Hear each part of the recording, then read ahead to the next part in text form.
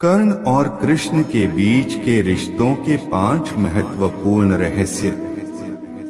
महाभारत कालीन रिश्ते और उनके द्वंद्व, जिसमें छल, ईर्ष्या, विश्वासघात और बदले की भावना का बाहुल्य है, लेकिन इसी में प्रेम, प्यार, अकेलापन और बलिदान भी है। आओ जानते हैं कि कर्ण और भगवान श्री कृष्ण के संबंधों को लेकर 5 महत्वपूर्ण बातें।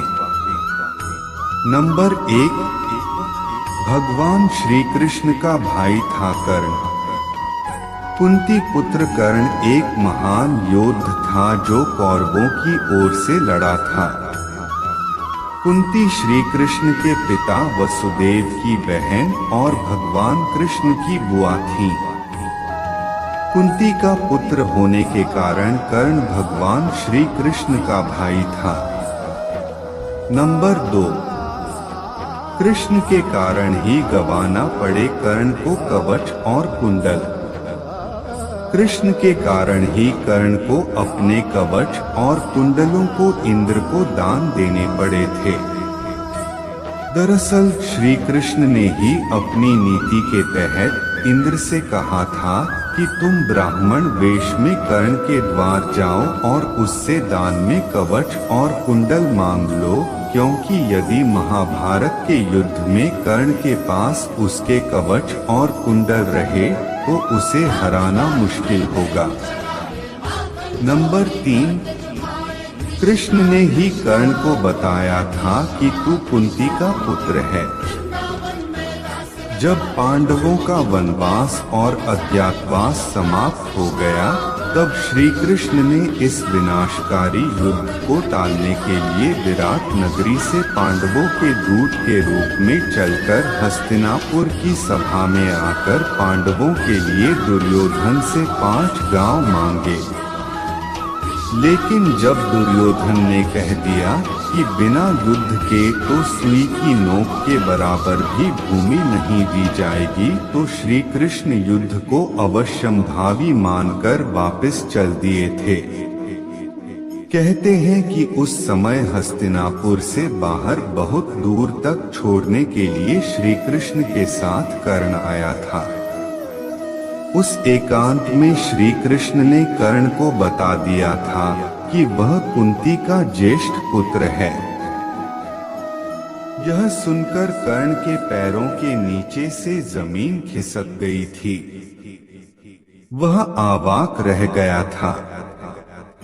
श्री कृष्ण ने एक बार फिर कहा, हे कर्ण, तुम कुंती के ज्येष्ठ पुत्र हो और तुम्हारे पिता सूर्यदेव हैं।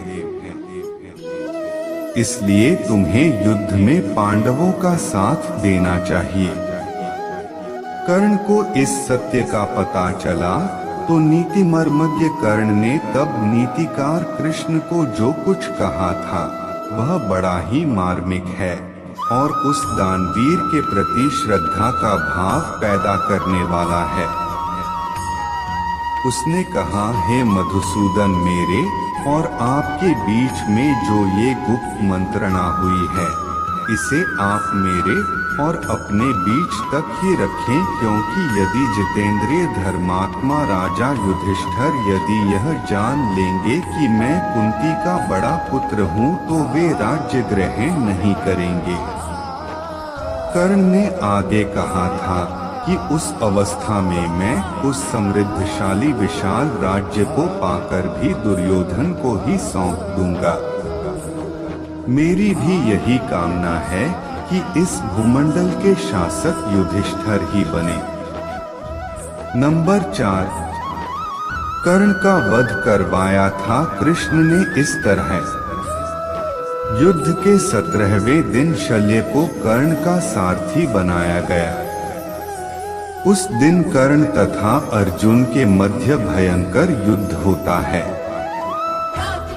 युद्ध के दौरान श्री कृष्ण अपने रथ को उस ओर ले जाते हैं जहां पास में ही दलदल होता है। कर्ण का सारथी यह देख नहीं पाता है और उसके रथ का एक पहिया दलदल में फंस जाता है। रथ के फंसे हुए पहिए को कर्ण निकालने का प्रयास करते हैं। इसी मौके का लाभ उठाने के लिए श्री कृष्ण अर्जुन से तीर चलाने को कहते हैं। बड़े ही बेमन से अर्जुन असहाय अवस्था में कर्ण का वध कर देता है। इसके बाद कौरव अपना उत्साह हार बैठते हैं। उनका मनोबल टूट जाता है। फिर शल्य प्रधान सेनापति बनाए जाते हैं, परंतु उनको भी युधिष्ठिर दिन के अंत में मार देते हैं। नंबर 5, कृष्ण ने ली कर्ण की परीक्षा। कहते हैं कि कर्ण जब अंतिम सांसें ले रहे थे, तब भगवान कृष्ण ने उनकी एक अंतिम परीक्षा ली। वे उसके पास पहुँचे और कहा कि तुम एक दानवीर हो, क्या मुझे कुछ दान दोगे? कर्ण के पास उस वक्त कुछ नहीं था, पर उसे ध्यान आया कि उसका एक दांत सोने का है, तो उसने मरणासन्न हालत में भी एक पत्थर से अपना दांत तोड़कर कृष्ण को दान स्वरूप भेंट कर दिया। यह देख भगवान कृष्ण भाव विह्वल हो गए और उन्होंने कर्ण से कोई भी 3 वरदान मांगने के लिए कहा। कर्ण ने कृष्ण से 3 वरदान मांगे। अपने पहले वरदान में कर्ण ने कहा कि कृष्ण जब अगला जन्म ले तो सूत लोगों के उद्धार का कार्य करें।